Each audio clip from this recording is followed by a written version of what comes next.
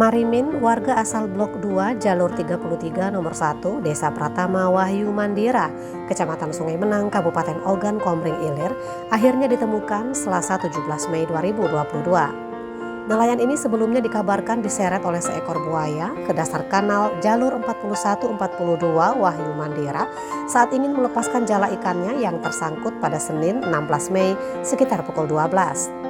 Kapolsek Sungai Menang, Ibtu Zulkarnain, membenarkan ditemukannya Marimin sekitar pukul 8 pagi.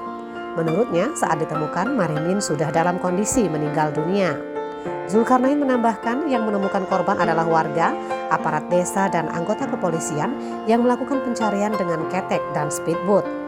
Ketika ditemukan, kondisi anggota tubuh Marimin masih dalam keadaan utuh. Selanjutnya Marimin dievakuasi ke puskesmas setempat lalu diserahkan kepada keluarga. Oleh pihak keluarga, pada hari itu juga jasad Marimin dikebumikan di TPU desa.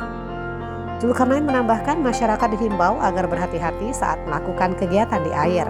Kedepan mereka akan melakukan koordinasi dengan kepala desa dan unsur Tripika untuk mengambil langkah-langkah guna pencegahan serangan hewan reptil tersebut.